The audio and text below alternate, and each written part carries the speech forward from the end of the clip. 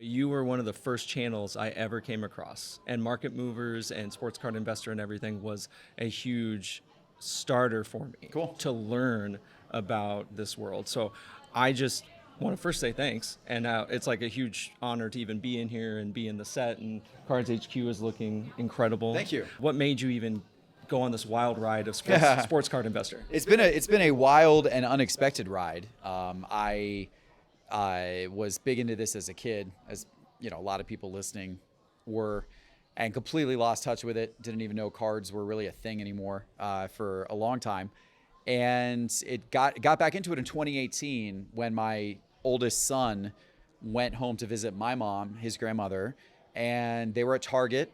And near the checkout aisle in Target, there were boxes of football cards. And she said to him, "Oh, your dad used to love these when he was your age." And she bought him some packs of cards.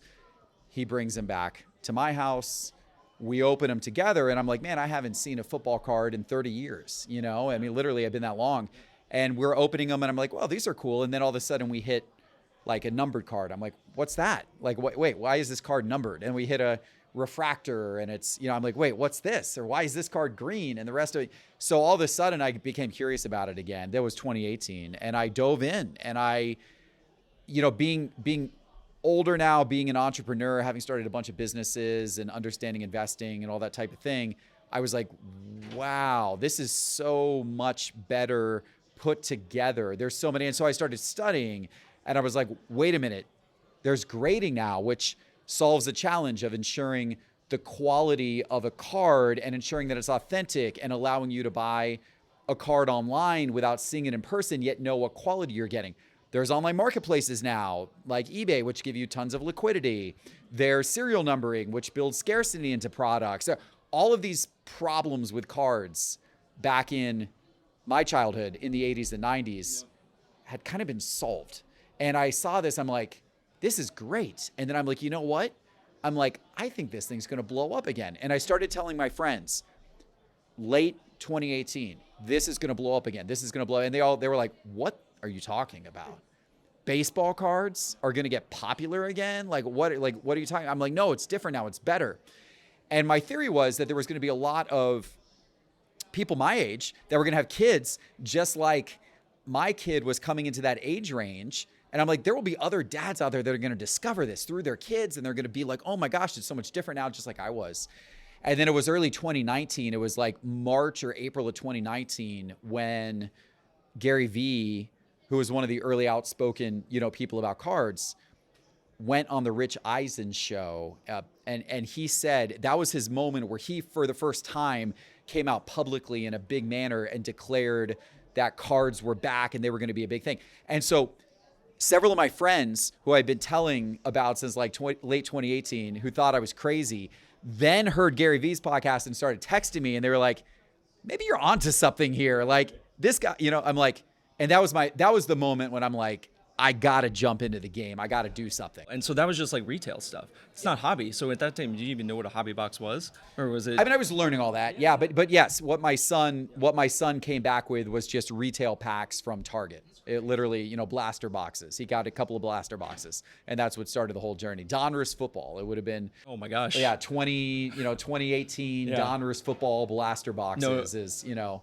Nothing National Treasure, nothing. No, oh no. We started like real low end on this stuff, you know. It was a very similar thing as I was trying to figure out my world, where I was kind of burnt out in a job, and then went to start buying baseball cards, and then whenever I wasn't able to find those, I went back into Pokemon, and then I finally made a video and got views on it, and I was like, oh, you can make content on cards. That like was kind of mind-blowing to me, and turned a hobby into what is a career, and where I'm like talking to people now. And it's just fascinating. Like for me, I was in a career that I was not enjoying. Yeah. And I was in a life that I was like trying to find some more purpose. Were you in a place where you wanted to get into this thing? I had been poking around some business ideas. I'm a startup entrepreneur. So I started 15 different companies, and I had an agency, and that was my full-time job. And, you know, we at that moment in time, we had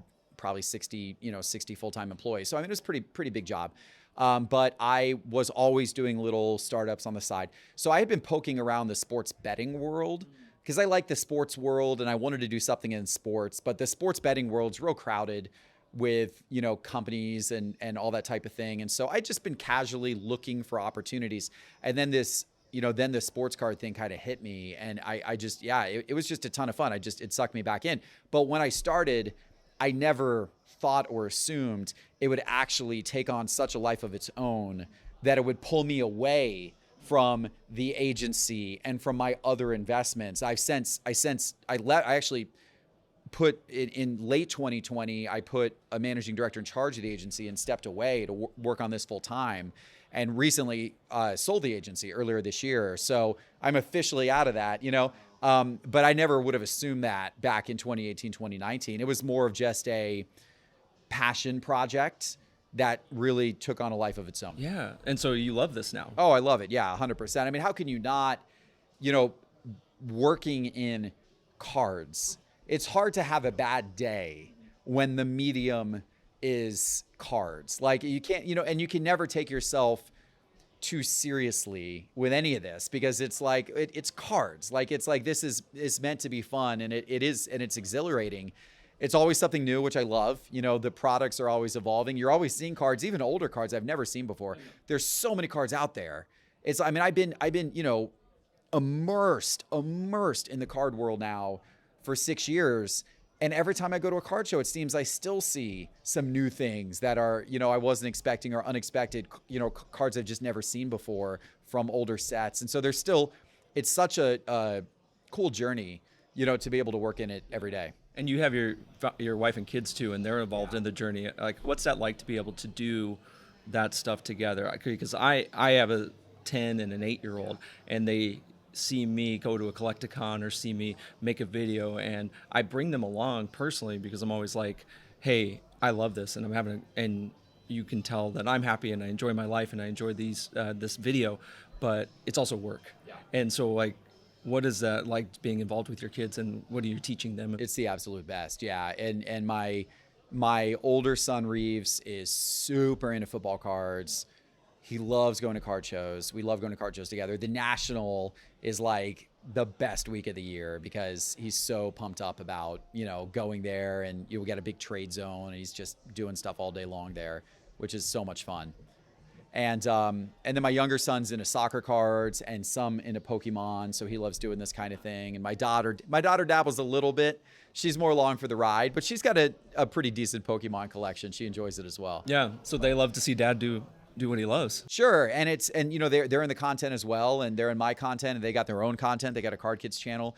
I'm a huge believer in getting kids into cards because I feel like it's a tremendous training ground for life skills.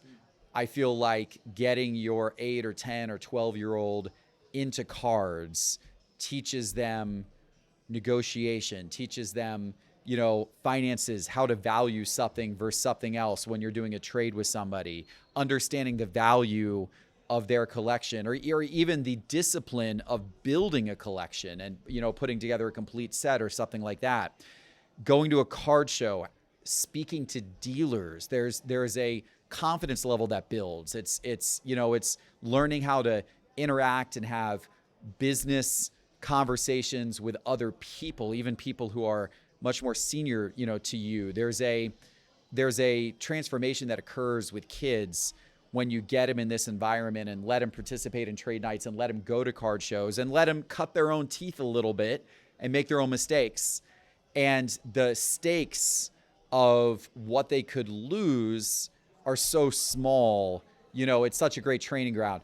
Yeah, they're going to lose some trade deals. Yeah, they're going to get ripped off once or twice. They're going to buy something where they thought it was this card, but actually it was that card, and they way overpaid. That's going to happen. But I mean, you're talking about swings of $50 or a couple $100, And so it's like, cut your teeth, learn all of this, and come out on the other side as like a savvy teenager who is really good on your feet in these types of situations. And I can only imagine how that's going to help when they're in college, post-college, getting into the business world, all that type of thing. Yeah, you don't think through all the ins and outs of that as like a life lesson type of thing. Because like you or I might see all these cards or all these people just, buying and selling and trading, but there's so many like ways, like you said, in negotiation where it's you can pick that up in something like maybe they're going to go buy a car now. Like when your kids get older, they're already like skilled in that. It's super interesting. I mean, right behind us, look at this. We got a bunch of kids right here. Look at this.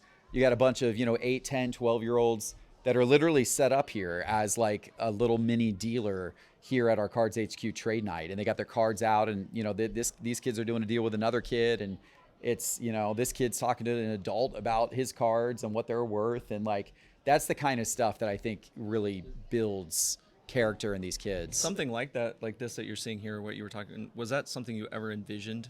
Yeah, 100%. Yeah. And we started, really for me, started when I started going to the National, and and other card shows and seeing kids there doing trades and everything. And it was a couple of Nationals ago where we said, one thing that the National, which of course is the big annual show in the sports card world, it was lacking a trade area during the day. They had like a trade night at night, but it was lacking. And kids wanted to trade. They wanted to do what these kids are doing right now. And so we expanded our sports card investor booth and added a kids only trade zone to it. And we did that a couple of years ago, and it was extremely popular. So we've continued it. Next year, we're working on the contract right now to make it significantly larger. It's going to be bigger than ever before. But I knew that was a thing that kids love to do, and I felt like it was a really good thing for them to do. So when we were concepting the card shop, one of the reasons why we wanted such a large card shop, most shops square footage wise are smaller, and we wanted the extra space because I wanted to be able to host big trade nights like this. And we do this once a month. We do a big one once a month, and sometimes multiple times a month. This is our second one this month because we've got Collecticon here today, so we're doing a second one. But I wanted at least once a month to host a really big trade night where we had a ton of people, and it was just going to be an event that everybody in the local card community, kids and adults, look forward to go to. We have a ton of kids who show up for these things, a ton of kids. I mean, it's just an unbelievable amount of kids, which is wonderful. That's awesome. And then you can teach them like all the stuff that you were just talking to me about, and then you've got like trained employees that know exactly what to do. It's really cool. But it's a good parent-child thing, something they can participate in together that doesn't involve screens, so or controllers or, whatever. So it's kind of a fun thing. Well, I wasn't even thinking about all this kid stuff to talk through, and just like the way that you're like investing in them. What was the initial concept of this? Because it's so modern. What was it? Because you walk in here, there's screens, there's a breaker area, there's all these other breaker stations. Like, what was the vision behind all that? I'm really curious. I feel like the hobby has grown up over the last 5 years. I feel like it's elevated. I feel like what today's hobby is in 2024 is much more advanced than what the hobby was in 2019 even, right? And yet I didn't feel like most card shops had changed to reflect that. And I felt like, and also the economics of the hobby now offer more opportunity than ever before for card shops and breakers and other professionals to actually make money. There's actually people in the hobby that are making significant amounts of revenue and profit. And that's not to say it's easy. It's not. And there's a lot of competition. It's difficult, but it's possible. And I said, okay, the hobby has elevated. It's time for a card shop to really elevate and to create a retail shopping experience and a live streaming experience that is kind of a level above. That's setting the bar. That's saying, this should feel like an elevated experience, not a dusty, wood paneled wall type of store. And there's nothing wrong with those shops. That's the history and the legacy of the hobby. But I felt like the hobby could be more. And so that's what we try to do. And there's other good card shops in the country as well. Certainly, I've been to a ton of them. I traveled all over the country, and I've been to a bunch of different card shops. And a lot of the ideas here, I got inspired by different things I saw at different shops and said, how can I take elements of things that I've seen in various shops and put them together in a complete package that I feel creates just a really good collector experience. Yeah, it's impressive.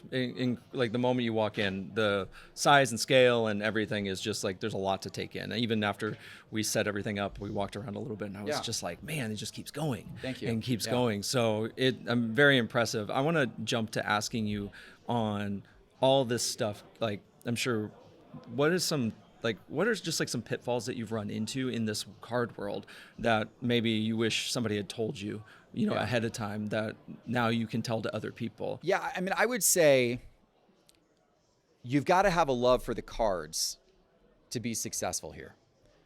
There's plenty of room to be successful, whether you're dealing, flipping, breaking, trying to open up a shop, whatever it may be, or obviously simply collecting is great too. But if you're in it trying to build something, trying to make something, within the hobby, you've got to have at your core a love for the cards. If you don't, there's better fields out there for you to go do things in, and you're probably going to end up getting burned if you stick in here, because there is in the hobby, and I'm talking more the sports card world. I don't know the dynamics of the TCG world as much. In the sports card world in particular, there is a lot of FOMO. There is a lot of follow the trend, follow the hype, follow the hot player, follow the hot product, buy this thing now when it's at its peak because everybody's buying this thing now. You learn to be cautious about that. There's been a mentality shift in 2019 and 2020.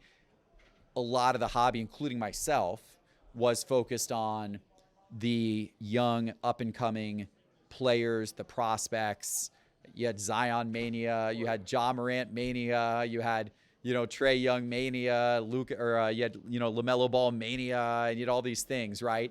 And so a lot of people got heavy into that, and then saw what happens if the hype cannot continue. And you got to be like Shohei Ohtani level to be able to have the hype continue like that. And even with Shohei Ohtani, even though he's at an incredible peak right now, last year, even though he had an MVP season, after he got injured and his season got shut down, with a month left in the season, even then his own card prices dropped some, right? So, I mean, even the top guys at the highest hype levels will still experience dip periods. We've seen it with every single one of them. We've seen even we've even seen the greats like LeBron have his card slide way back down.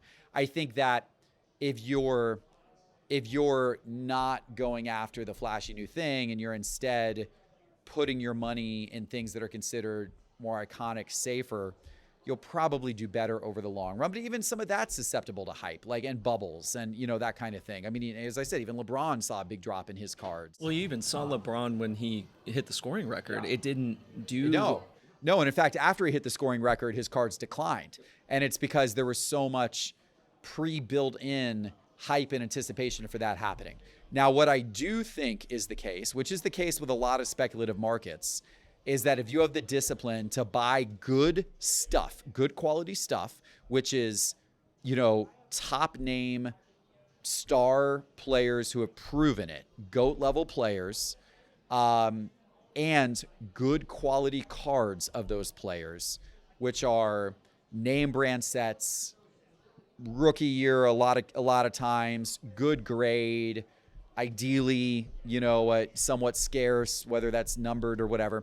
But if you have the discipline to buy those things and sit on it, I think in the long run, you're going to do well. There's going to be cycles, and they're going to go up and down the same way. I mean, and it's volatile. The sports side is very volatile right now, the same way that cryptocurrency has done this whole thing, right? And I'm definitely not a crypto speculator guy, so I'm not going to predict whether Bitcoin's going to be worth $1 million or $0 in 5 or 10 years. I don't know. But what I do believe is that if you have rare, iconic sports cards that are of the top players in good grade, that type of thing, those things will be very valuable 10, 20 years from now, but you got to kind of wade your way through. It kind of goes the same way in the TCG world. We don't have a thing where like Charizard can't tear his ACL, right, or something like that. It's kind of the trend that you would say, but it's like the there are so many cycles in this world in TCG, and essentially the way that I've discovered on that is if it's old and sealed, just and you can put it in a box for 20 years, it's most likely going to appreciate. Or even something modern, if you have to have enough patience if you're looking at it on an investment side to just like say, hey, if I spent $100 on this, if probably in 20 years, a box that's not super hyped right now. I think specifically on Pokemon, there was like Chilling Reign and Battle Styles and later Sword and Shield sets. Those were, you could get them for Black Friday deals for $80 a booster box. And then now they're 160.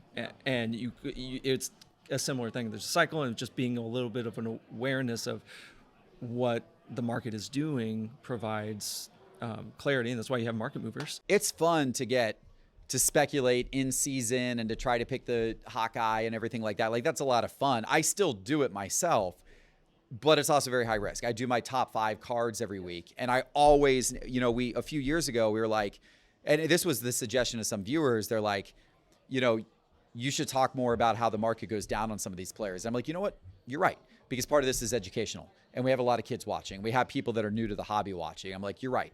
And so we added a cold card of the week, and we start the show every week with a cold card of the week. And I always say, this is a reminder that oftentimes the cards that are featured on the show that are the hot cards of the moment can sometimes quickly turn cold. So be careful what you're buying. And we start every show that way, because you got to learn those lessons. And it would have been great to impart those lessons more and to practice those lessons more back in 2019, 2020, but it was a different time, a different time, different era. And even the iconic stuff, like even Jordan, even his 86 Fleer got caught up in the hype bubble and got all the way up, and then came back down, even one of the most iconic cards of all time. So it happens. So you got to be aware of that, be patient, and not get overly caught up in the hype yourself. It is, but you also have to love it. That's okay. Sure, you got to love it, and that was the original point that I made, because if you actually love the medium of it, then even through the ups and downs, you're going to appreciate what you have.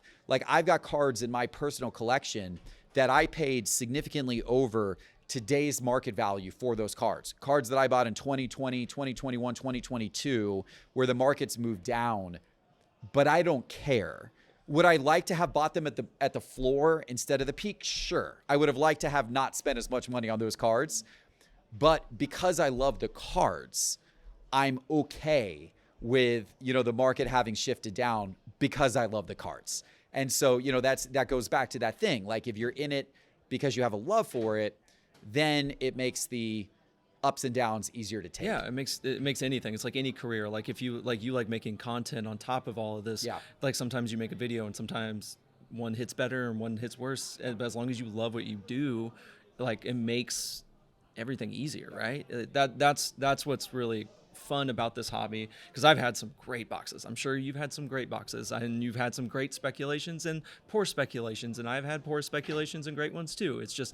But it's all part of the game. It's super fun. So I just want to ask, like, what are you excited about for the future with everything, whether it's Sports Card Investor, Cards HQ, market movers, content? What are you excited about? Well, I'm super excited, and I'm a big believer right now that the growth of the sports card market is going to continue. I think we got a great 5 to 10 year run ahead of us. And part of my belief on that is, I think Topps, under Fanatics leadership, has been doing a fantastic job of ratcheting up marketing like no one has ever seen before in this industry, and has improved products and made them better. And not everybody's going to agree with that. And there's downsides as well. And you were going to get comments right now, people saying, well, prices have gone up and print runs have gone up and all that kind of stuff. Yes, all that is also true.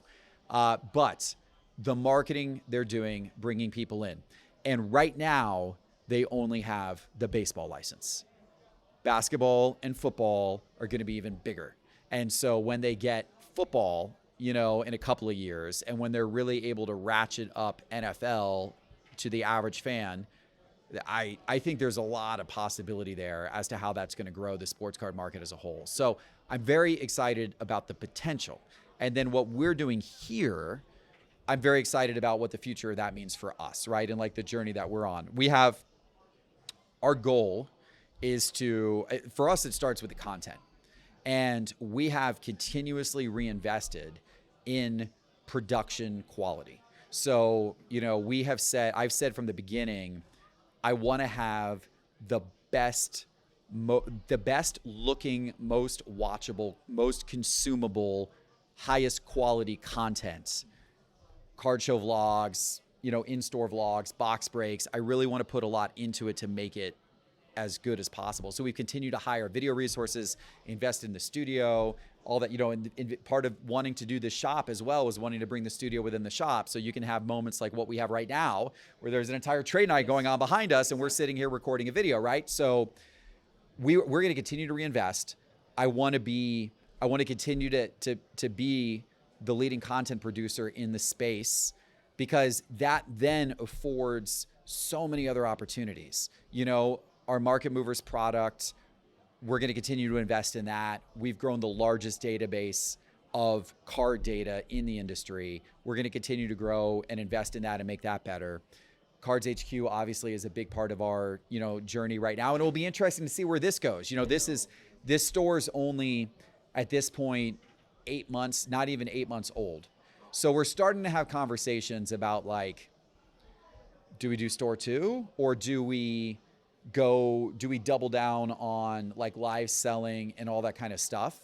Or do we do both? And so we haven't answered that yet. We kind of wanted to get to the end of this year and have a full year under our belt and then make decisions about the future. But so far the store has exceeded expectation. So there's a lot of opportunity here as well. So I'm very bullish on the whole entire thing. And one thing even though I'm more of a sports card guy and understand that market better, there's the fan base around TCG and Pokemon is even bigger than sports cards. It's multiples of sports cards. And even in our shop, our shop is close to 50% TCG, and we're a little more sports, but we're a pretty heavy TCG shop too. And it's very much impressed me the amount of traction we've gotten on the TCG side.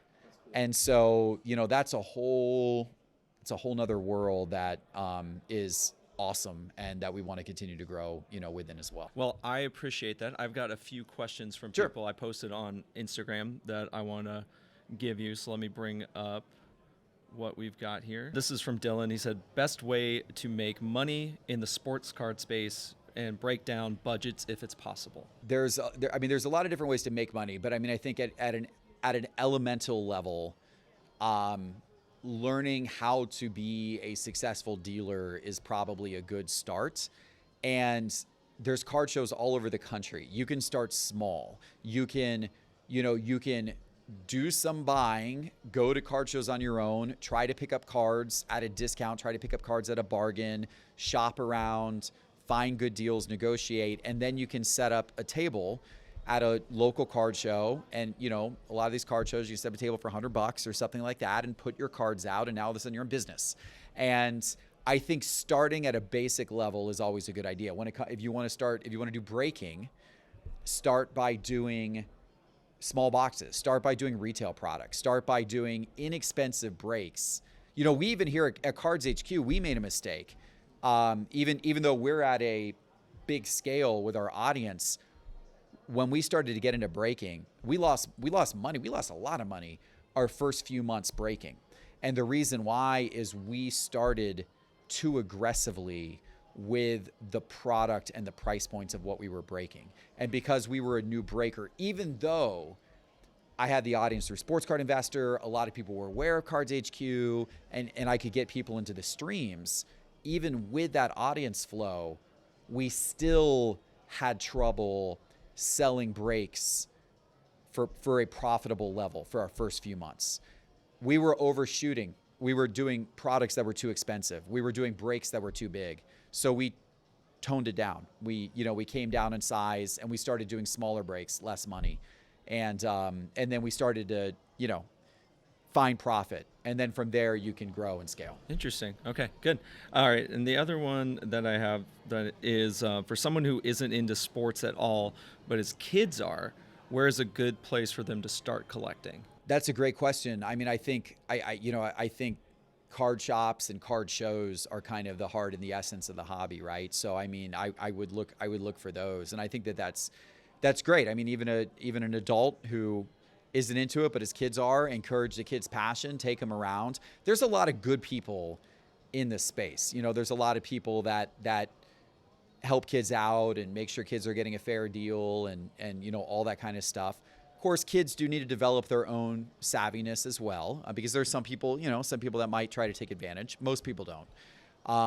But you know, our Sports Card Investor app's a free app that lets people look up the price of 4 million sports cards and everything like that. And it's got basic data in there, you know, last 5 comps on every single card in the database and everything like that. And even Market Movers has a free version of it that, you know, that gets you the basic stuff you need to get somebody kind of off and running a little bit.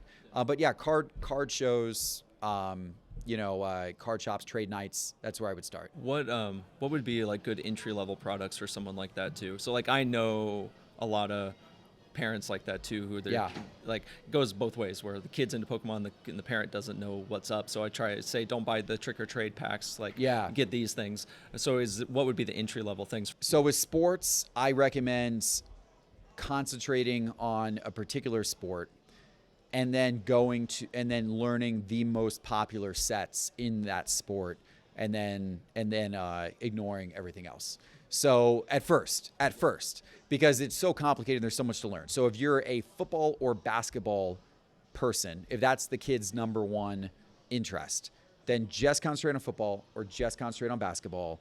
And there I would hone in on Prism, Optic, mainly Prism and Optic, honestly. Select to a degree, but it gets a little more complex. Mosaic to a degree. Mosaic is more affordable, so it's kind of a nice entry point. Those 4 sets primarily. Learn those sets and concentrate there. If you're baseball, your Topps Chrome, Bowman Chrome, those are ideal. You know, flagship Topps is fine as well. Series 1, Series 2, Topps Update, flagship Bowman, paper Bowman. I'd just start there. You know, just deal Topps Chrome, Bowman Chrome. Just navigate that world, learn your way, stay simple. Don't get into all the other sets and everything at first. And then eventually you can kind of expand your way out. It's extremely overwhelming. It's like there's always a step. There'll be like Spectra and then there'll be a new Spectra Diamond or whatever. I don't know. They'll come up with all these different. I can't even keep up with it. I'm in it every single day. And it's like, there's sets that I don't know or understand. Like it's, you know, Revolution is a popular set in certain circles, but like, they had all these different rarities and different things, and like I don't even know that world super well. Then there's right? like a T-Mall version too. T-Mall, you're right. And so, there's just simplify your world. There's so much. Simplify your scope. I think that's extremely wise because it's like we get too overwhelmed instead of just like focusing on one thing like that. So the only last thing I'm going to ask you is what do you think is going to happen to Will Greer? Man, I hope this guy gets a chance someday. He's been the most talked about guy who's never gotten a chance. I mean, he's truly never gotten a chance. But no, Kyler Murray's having himself a good season. So unfortunately for my 2019 projection of Will Greer being a better investment than Kyler Murray this year, perhaps more than ever, that one is looking like it was a miss. Well, you live and learn, Jeff. I appreciate you taking the time with me, man. I really, really, really do. I can't tell you how honored I am just to be able to sit here and do this and see Cards HQ. Yeah. I'm sure a lot of people do know, but can you just let me know where can everybody find you? Yeah, we do all of our content under Sports Card Investor. My personal is It's Jeff Wilson. And then Cards HQ as well on Instagram and that type of thing to find out more about the card shop, cardshq.com. Great. Thanks. Yeah, Appreciate it. It was a lot of fun. Thank you. Thanks.